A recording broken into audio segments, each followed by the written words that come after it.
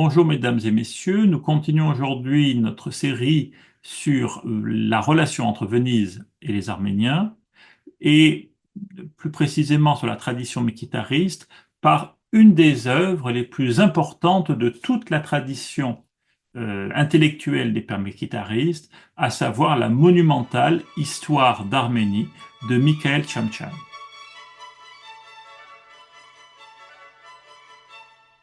L'histoire d'Arménie de Mikhaël Tchamtchan est sans aucun doute une des œuvres les plus importantes de toute la tradition mekhitariste. Son titre complet est Histoire des Arméniens depuis le commencement du monde jusqu'en l'an de grâce 1784. Il a été publié en 3 imposants volumes en 1784 pour le premier et 1786 pour le deuxième et le troisième. Chacun de ces volumes faisant au moins 1 millier de pages. Ce monument de l'historiographie arménienne a été largement diffusé et a puissamment contribué à la conscience nationale au sein du peuple arménien. En 1985, en pleine Arménie soviétique, une réédition de cet ouvrage a été réalisée à Yerevan avec une longue préface qui essayait d'expliquer pourquoi cet ouvrage témoigne d'une nouvelle conception de l'histoire. Nous allons essayer donc de voir en quoi cette histoire était innovante et pourquoi est-ce qu'elle est arrivée à un moment opportun pour l'histoire du développement de la pensée arménienne. Quelques mots d'abord sur l'auteur, Mikhaël Tchamtchan, qui a été un des plus brillants intellectuels arméniens du XVIIIe siècle. Il naît à Constantinople en 1738, comme la plupart des pères de cette époque. Il a été un linguiste exceptionnel. Il a appris, comme la plupart des pères catholiques arméniens, le latin et le grec, auquel il ajoute le turc ottoman et l'arménien, le persan et l'hébreu. Il devient membre de la congrégation en 1769 et passe des années de service au service des Arméniens catholiques à Bassora, dans le sud de la Mésopotamie, l'Irak actuel, en Transylvanie, à Constantinople et bien sûr à Venise. Il a publié en 1779 une grammaire de l'arménien classique qui a été rééditée durant plus d'un siècle à de nombreuses occasions. Il a également pratiqué une activité de missionnaire à Bassora auprès des Arméniens catholiques et à cette époque, il a publié un traité violemment anti-arménien s'opposant aux positions anti-chalcédoniennes, anti-catholiques de fait, du patriarche de Constantinople, Agop Nalian. Ce traité, violemment polémique, n'a jamais été publié jusqu'à présent. Ensuite, à l'époque où il était à Constantinople, dans les dernières années de sa vie, il a publié un traité aux conclusions quasi opposées, parce que dans ce deuxième traité, il se fait le chantre de la réunion des Arméniens, apostoliques et catholiques, afin de fortifier l'identité nationale. Ce traité a été volé par des Arméniens catholiques en 1815, envoyé à Rome auprès de la Propaganda Fide, qui a exigé sa destruction.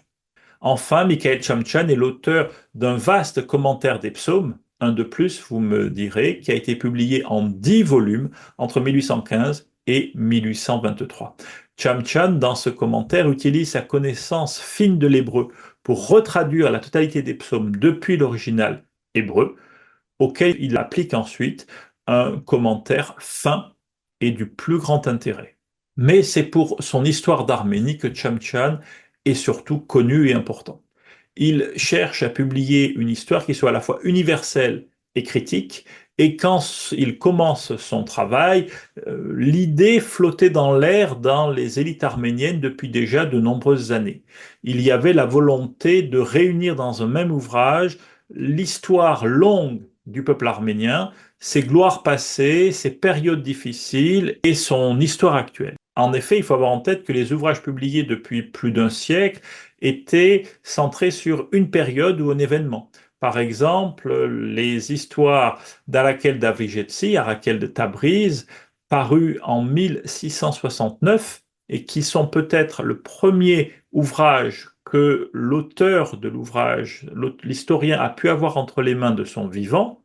Cette histoire était uniquement centré, mais c'est un sujet important, sur la déportation des Arméniens de Djoulfa et de la partie occidentale de l'empire safavide jusqu'à la nouvelle Djoulfa à côté d'Isfahan et un petit peu partout dans l'empire, et comment ces Arméniens ont pu continuer leur vie. Donc en tout cas, c'était centré sur un événement, aussi dramatique fut-il. Tchamtchan, lui, veut faire une histoire qui soit à la fois universelle et critique. Et le sens du mot critique est expliqué par Tchamtchan lui-même dans le deuxième volume de son histoire, où, après avoir passé pratiquement une centaine de pages à essayer d'analyser l'œuvre de Hovhannes Osnetsi, Jean d'Odzun, un catholicos très important du début du 8e siècle, il écrit, et je le cite, personne à ce jour n'avait eu l'occasion de traiter de ces questions, car personne n'avait jamais entrepris une histoire des Arméniens sans préjugés. Et pour parvenir à ce résultat, il fallait bien sûr avoir sous la main les écrits des anciens dans leur entière diversité et bien connaître également l'histoire des autres peuples, pour comparer ce qu'ils ont dit et être capable de décider. Pour mener à bien cette entreprise à la fois universelle et critique, Tchamtchan avait à sa disposition la collection de manuscrits que les pères mékitaristes avaient commencé dès le début du XVIIIe à collecter. Il reste à se demander maintenant d'où Tchamtchan tira son inspiration d'historien et quelle est cette conception nouvelle de l'histoire qu'il a su mettre en œuvre. Sans doute, son histoire est critique dans la mesure où il confronte les différentes sources et qu'il essaye de rétablir les faits malgré l'éventuelle opposition des différents textes, mais nous sommes très très loin d'une vision critique au sens moderne du terme. En fait, l'histoire de Tchamtchan fait partie des grandes histoires que l'on écrit au XVIIIe siècle, et je ne donnerai qu'un exemple, celle d'Augustin Calmet, qui a publié une histoire sacrée et profane en 1736. Il n'est donc pas surprenant de lire sous la plume de Tchamtchan une version historicisée des récits mythologiques que Moïse de Chorène avait en son temps réunis et écrit dans sa propre histoire. Et en fait, cette histoire est très peu critique selon nos critères actuels, qu'il ne faut pas, c'est important de le rappeler, projeter dans l'état d'esprit des hommes du XVIIIe siècle. Ainsi, l'histoire de Tchamtchan est l'histoire d'un milieu, les élites chrétiennes européennes, et d'une époque, le XVIIIe siècle, c'est-à-dire quelques années avant la mutation profonde que va connaître l'Europe du fait de la Révolution française et de ses conséquences partout sur le continent, et que nous avons juste partiellement évoquées pour l'Italie du Nord. Cette histoire est donc devenue un monument national arménien parce que elle n'a pas fait l'histoire de tel règne, l'histoire de tel catholicos, l'histoire de tel événement traumatique. L'histoire de Tchamtchan est l'histoire d'une nation, d'un peuple et de ses 40 siècles d'histoire. Et c'est probablement la première fois qu'à l'époque moderne, les Arméniens ont eu comme ça une fresque historique de leur passé jusqu'à l'époque actuelle. Et il n'est pas excessif de dire qu'elle a été accueillie à bras ouverts, cette histoire. D'une part, dans l'ensemble du peuple arménien jusqu'à la lointaine Calcutta, par exemple.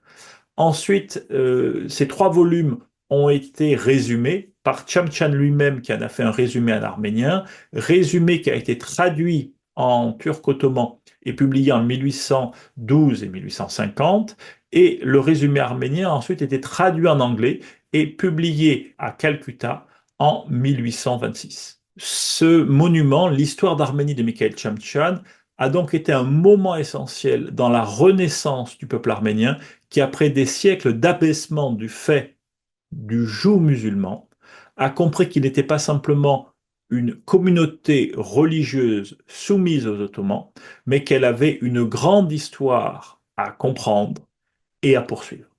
Si cette vidéo vous a plu, n'hésitez pas à vous abonner de manière à être averti par les autres vidéos de cette série, à nous laisser vos commentaires et à mettre éventuellement un j'aime.